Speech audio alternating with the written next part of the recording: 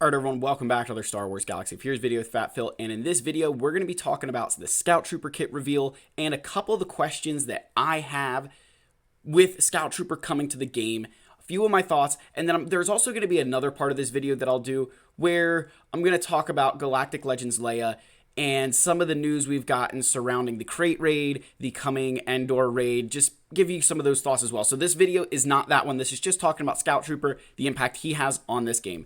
So let's go ahead and get into our video. First and foremost, huge shout out to my channel members. Thank you guys so much for your continued support. You all are fantastic. I love every single one of you. You really humble me with your continued support. Thank you again. If you guys are interested in joining channel memberships, link in the description down below. Otherwise, smash that subscribe button, leave likes, leave comments. Let's get into the video here. So I'm actually going to switch over to the forums because what I want to do is sort of kind of, paint the picture of the Scout Trooper. So here we go. Here's the forums page. You guys can see that now. So we've got Scout Trooper here, and yep, you guys can see him. Okay, cool. So Scout Trooper looks awesome. Dark Side, Support, Empire, Imperial Remnant. So we finally have that 5th Imperial Remnant in the game. Also, Imperial Trooper tag. So again, it's a support character. There is going to be a raid Omicron with the release of the raid, and we'll have strong utility there. Dispel all debuffs on all allies if the leader is Imperial Remnant. Now, keep that in mind that the leader's Imperial Remnant, so this is not a dispel debuffs off of General Veers' lead. You would need to be using Moff Gideon in the game right now. And Imperial Remnant unlocks kit bonuses. Okay. So the inspiration, obviously, she's going to, and it's a she, Scout Trooper, which I think she's a Scout Trooper's a she in Battlefront 2. Whatever. I don't really care. With the upcoming speeder bike raid, obviously we have to have this character. So works best under Imperial Remnant, but you can mix and match with other Imperial Trooper squads.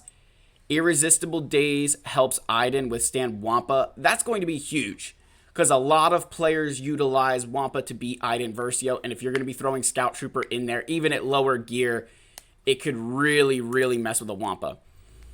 Call an ally to assist with Special 1, dealing big damage, again under Imperial Remnant, and start off battle strong with this. So, Scout Trooper's Omicron ability is for raids, and it will be added to the game alongside the raid's release. While the Imperial Remnant squad is now complete, a new, stronger Gideon is on the way to lead. So, let that sink in. We're getting a new Moff Gideon. That is huge news. That is bigger news than Scout Trooper. And then finally, will Scout Trooper be required for Galactic Legends Leia? Yes. So there's multiple things to unpack right here. One, a new Gideon is coming. I'll talk about the implications of a new Gideon coming, just some of my thoughts there. And then Scout Trooper is required for Galactic Legends Leia, which I'm just going to cover this briefly, and I'll talk about it again in the other video. But now there are 3... Arya, please don't bark. There are 3 new characters we need for Galactic Legends Leia. Princess Nisa, Captain Rex, and now Scout Trooper. And those are going to be 3 Kyrotech intensive characters. The other aspect to think about here, they also said that we would need Drogon to get the best usage out of Leia. And Drogon's not in the game yet, who will be a 4th Kyrotech intensive character. So my gut assumption is telling me that they're trying to match this with the Jabba the Hutt requirements, where you had Fennec, you had Coors Light Leia, Chrysanthemum, and Skiffguard Lando as Kyrotech intensive characters. I think, we can expect the same with Leia. So again, there's a FAQ, but the big thing here is the basic, right? Deal physical damage to target enemy, inflict accuracy down. If Scout Trooper is stealth, this scores a critical hit. During Scout Trooper's turn, Imperial Trooper allies gain potency up for 1 turn. Imperial Remnant allies gain offense up for 1 turn. So some buffs there again. If you think about that, if you're using Scout Trooper with Veers, just for the sake of argument here, you're giving everybody potency up, that's 10% turn meter, and Imperial Remnant allies gain offense up, so you're giving somebody like Dark Trooper, say, 20% turn meter, so, just something to consider. Imperial Precision is Special 1. Physical damage to target enemy, dispel all buffs. That is awesome. Dispelling buffs is an amazing ability. Inflict speed down for 2 turns. If Scout Trooper had accuracy up, this speed down can't be resisted. If Scout Trooper is stealth, this attack can't be evaded. Again, some really nice mechanics there Just trying to make sure that you're not dodging this thing, no resisting. That's all amazing abilities.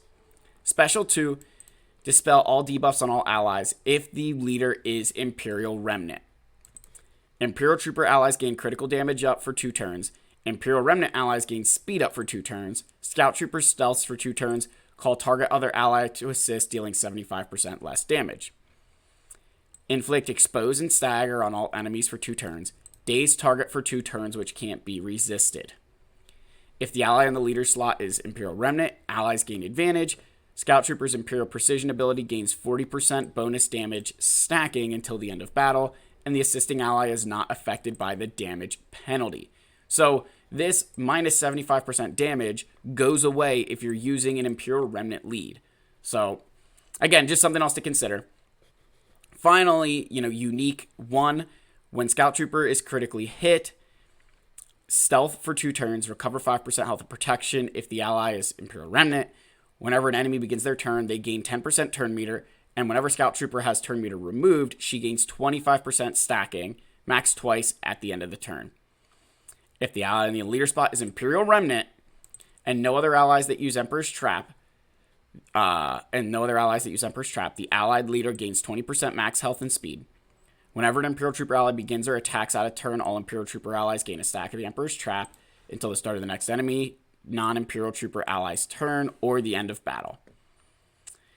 So right there, non-Imperial Trooper ally's turn tells us something else.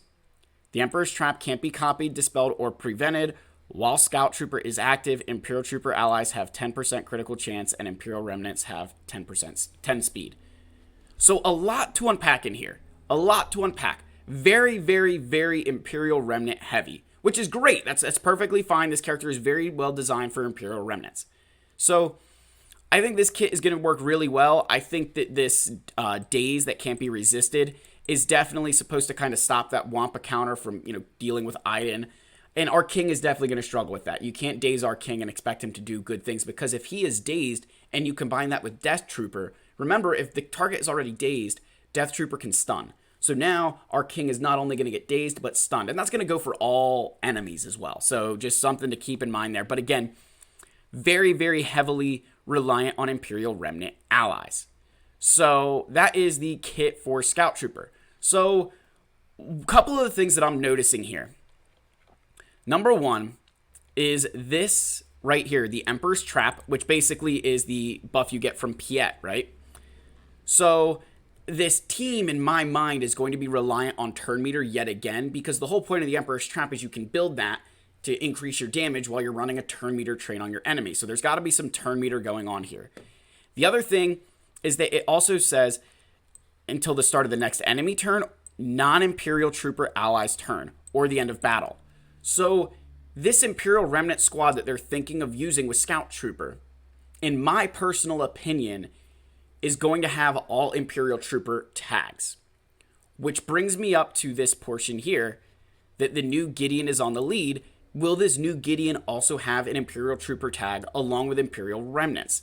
That's something that I'm very curious to see how that plays out, because otherwise that Scout Trooper Emperor's Trap won't take effect. So this new Gideon will have to be an Imperial Remnant, which also means that if they add another character that's supposed to go in there, it's also another Imperial Trooper tag. So again, just looking at this character, looking at the kit reveal, it seems like we should be getting a new Gideon, which should have another Imperial Trooper tag, and probably one more Imperial Remnant Trooper something, because now we're going to hop into the game. So let's go to our game. And, oops, there we go. All right, now we're in the game. So the reason I say all that is here's your current Veers team. General Veers, Admiral Piet, Dark Trooper, Moff Gideon, and Range Trooper, right? That's the most common Imperial Trooper team that you're going to see. Then your lock-ins under the Iden team, Iden, Colonel Stark, Death Trooper, Shore Trooper, and then your leftovers being Magma, Snow, and Storm that can slot here. So right now we have 12 total Imperial Troopers. When we get Scout Trooper, we will have 13, and if we get that new Moff Gideon that they teased, we'd have 14 total Imperial Troopers, which means we are one short of having 3 full teams of 5. And I would be really upset if they did that, because Iden is a very good character who a lot of people have invested in, and not being able to have it at a top level, being able to have a Veers team, an Iden team, and this new Moff Gideon team would be really disappointing to me. So I'm curious if we're going to get 2 other Imperial Troopers, Scout Trooper, another one, and then this new Moff Gideon. Because this is your current Imperial Remnant team. We don't have enough for a full team. We're going to get Scout Trooper to fill this out, plus this new Moff Gideon. So there's a couple of things that I see here that are potentially problematic. Number 1, what happens to Dark Trooper? This character is a staple in the General Veers team. A staple in the General Veers team. This is your damage.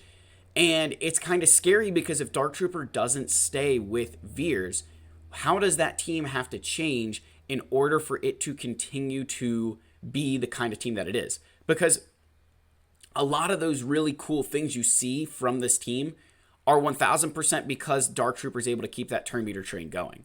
Not just through kills, but he's got his perfect soldiers ability, right, which can gain 10% turn meter for each stack of Dark Trooper squad. He has this ability, which not only can regenerate the Imperial Trooper stacks if you have like 3 or more, if you don't have enough stacks, but it's also going to give Imperial Remnant allies gain advantage, which means that you can give advantage to someone like Dark Trooper himself and or Moff Gideon. So I'm curious how that's going to change the landscape of the game, because remember with Iden Versio, guys, something that we really need to keep in mind, you can't have any other allies have the leader tag, and there's no, obviously, droid Imperial Trooper allies, so basically no Dark Trooper in your team, but also you can't have anybody who has a leadership, which means Piet, Gideon, and Veers cannot be used with Iden Versio in her team. So I'm just, I'm looking at this and I see that I'm excited for Scout Trooper. I think it's going to be fantastic, but there's definitely some problems here of how many more Imperial Troopers are we going to get to be able to fill out these full squads. So there is that aspect, right? That I'm looking at that and I'm like, man, like Scout Trooper sounds like Scout Trooper. Scout Trooper is going to be amazing. I think for a lot of players, that's going to be a solid lock-in for your Iden Versio team, because you're going to want to be able to stop Wampa. There's already players who run TIE Fighter Pilot to put tenacity down and then be able to get the daze and the stuns on Wampa. And I think if you have an irresistible daze, it's just even, more severe of a team that you're going to have to go up against. Now, the other thing we're going to have to recognize with Scout Trooper, this is probably going to be a hard node or late stage Cantina node character, because that's the way Capital Games is. I also think that we're going to see them, again, Kyrotech intensity, right? Ramp it up. But the last thing here, just with Scout Trooper, that's kind of on my mind a little bit, is this new Moff Gideon. And I want to go back over to the screen capture here. So when we're on here, while the Imperial Remnant squad is now complete, a new, stronger Gideon is on the way to lead. So right there, he's going to have a leadership, which means you can't use him with Iden. But it makes me wonder how this new Gideon is going to make its way to the game. And I'm sure maybe they'll come out and they'll say how it's going to happen. But I could very well see that with this new Moff Gideon, I think at the minimum, this character will go to Conquest. And I say at the minimum because I think for majority of players, Conquest, for your endgame players, right? For endgame players, for mid-game players, Conquest is a much better way to get characters than a Journey Guide is. Hear me out on this. Majority of players are going to be able to buy a $10 Conquest pass and get them in 6 Conquests. Majority of players can get through Moff Gideon majority of your mid-game and end-game players through, whether it's a little bit of spending on the Conquest pass or just having a large enough roster, they're going to be able to unlock that character via Conquest. So I think more players would actually be able to get this new Gideon if they were released in Conquest than if they became a Journey Guide character. And the reason I don't think they would be a Journey Guide character is because what would your requirements for that actually be? What could you possibly have unless you go and release 4 or 5 new characters that we're going to have to use? And if that ends up being the case, I think, the next question is, man, I just feel we'd be oversaturated with characters. So I'm curious to see how this new Gideon pans out. I'm curious to see where they go. I think Conquest is the most likely scenario. As we've already got Malicos kind of working out, I'd be curious if this new Gideon is that next conquest unit. So just something to consider, guys. But overall, I am excited for Scout Trooper. I'm a little hesitant because, you know, this Imperial Remnant squad, you've got the Iden, you got Veers. Like, how much shifting is going to be going on here? And particularly, I think, for Veers, it's going to be really, really scary if Dark Trooper leaves that team, because we're going to have to completely rethink how this team operates and what you can use in this team in order to accomplish that goal. Like, maybe you've got to take Death Trooper out of your Iden Versio team. Like, I don't know. Maybe they go with the Imperial Remnants and your Iden Versio. Like, we don't know anything, but the signs point to some shakeups in the Imperial Troopers, which is going to be unfortunate because these are two factions, two squads that we love very dearly and that are really, really staples across for a lot of different players. So yeah, guys, that's the video. Let me know what your thoughts are down below. Smash that subscribe button, leave likes, leave comments, and I'll see you on the next video, guys. Cheers.